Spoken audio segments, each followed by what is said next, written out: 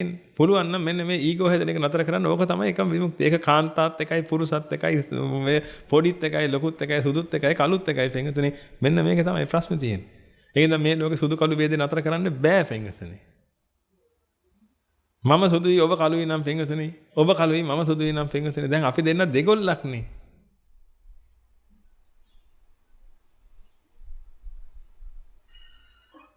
ඉතින් අපි දෙන්න දෙගොල්ලක් නම් පින්වතුනි දැන් අපි දෙන්නට ප්‍රශ්න තියෙනවා විසඳ ගන්න.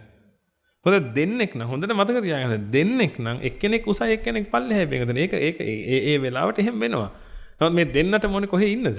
උසේ ඉන්න පින්වතුනි. උඩ තැන ඉන්න ඕනේ දෙන්නටම. ඒකද සුදු අයට ඕනේ උඩ තැන ඉන්න කළු අයටත් ඕනේ උඩ තැන ඉන්න පින්වතුනි. යම් කාලයක් තියෙන දැන් මේ යම් අපි දන්නා අවධියක තිබුණ සුදු අය උඩ එයා කළු අය යට. කාලයක් තියෙන්නේ නැතුව ඇද්ද පින්වතුනි කළු අය උඩ සුදු අය යට හිටපු.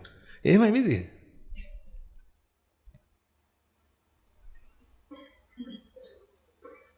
ඒකයි කියන්නේ පින්වතුනි ભેදයක් හැදුනොත් එතනින් එහාට ඔක්කොම විනාසයි. ඉතින් ભેදේ හදලා දෙන්නේ මෙයා. ભેදේ හදන්න නම් එන්ටිටි එකක් හැදෙන්න ඕනේ ඉස්සෙල්ලා. ඒකයි. ඔය ඔබට ඔය ඊගෝ ಜಾතිය හැදෙනකොට ಜಾති කියන ස්වභාවය ඔබට හැංගෙනකොටම පින්වතුනි others කියලා පිරිසකුත් හැදෙනවා. අන්‍යයෝ.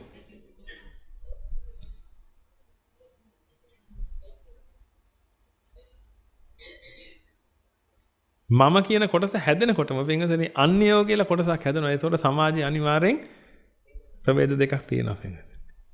ඒක නිසා ඔබට කවදාකවත් නිදහසේ ඉන්න බෑ පින්වතුනි. අන්‍යයොත් එක්ක ඔබට තියෙනවා ගනුදෙනුවක්. අන්‍යයොත් එක්ක ඔබට තරංගයක් තියෙනවා. පින්වතුනි ඔබ අන්නේ තරංගය තමයි ඔය පිරිමහන්නේ.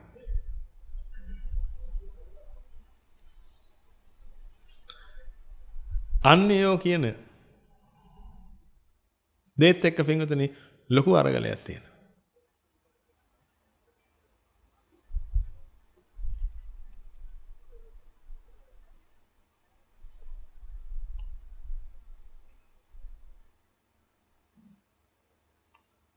ඒකයි ගැටලුව.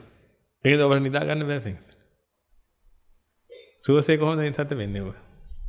අන්‍යයෝ ඉන්නවනේ.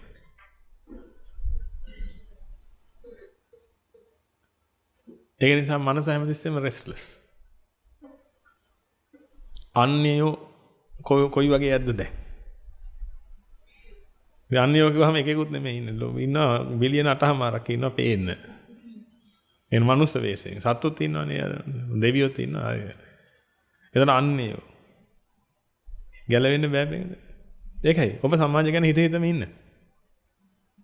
සමාජය ගැන හිත මොකද සමාජය ඔබ ගැන හිතන්නේ මොකද්ද කියන කණක එකට වැදගත් වෙනවා.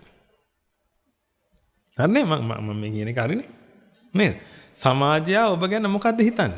ඒක තමයි වැදගත්ම පින්වතුනි. නිවන් දකින්න එක අපි පැත්තකට දාමු. නිවන් දකින්න එක දෙවනුවට බලමු. සමාජය මොකද්ද ඔබ ගැන හිතන්නේ? මොකද හේතුව මේ ඒගොල්ලෝ මං ගැන ඒගොල්ලෝ කොහොමද හිතන් ඉන්නේ? ඒක වැදගත් පින්වතුනි. මේ මං කියන ගොන්තඩිකම හැදුනට පස්සේ මම මේ කියන එක බොරු නම් ඔබ බලන්න ඔබගේ ජීවිතේට දාලා පින්වතුනි. එතකොට ඔබට තේරෙයි. ඔබ ප්‍රශ්නයක් විසඳන්න යන්න කලින් ඔක්කොටම කලින් බලන්නේ මොකක් ගැනද? මං ගැන අනිත් අය මොකක් හිතයිද?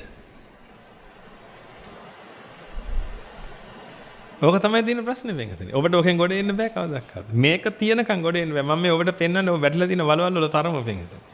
ඉතින් මේ වලේ වැටිච්ච එකාට කාමයේ ගැන මොන කතාවද පින්වතුනි? ඒකයි තියෙන්නේ. නරාවලක වැටිච්ච එකව පණුවෙක් කනවලු.